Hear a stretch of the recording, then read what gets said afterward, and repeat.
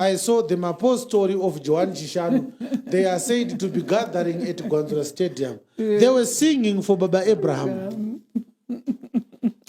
That's what delights the devil. Yeah. Makazonzi one ani achinzi akawana ropafadzo kubva kuna Abraham. Ndiani wamakanzwa achinzi akakomborerwa naAbraham?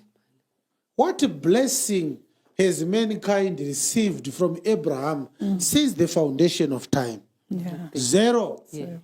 Why would you want to compose songs for Abraham, whose fame in the Holy Scriptures is for receiving blessings from God? Mbiri ya Abraham ndeye kugamuchira maropafadzo amwari. Pachinzvimbo yekuti uende kuna akagamuchidza maropafadzo kuna Abraham, wakutsvaga Abraham. Baba Yakope munozviziva zvandiri kuchemera. Uchingochemerereiko baba Yakope vakaora kudhara baba Yakope vakafa. NdiJakobho ari kunzi Yakope. Baba Abraham atipei donuts.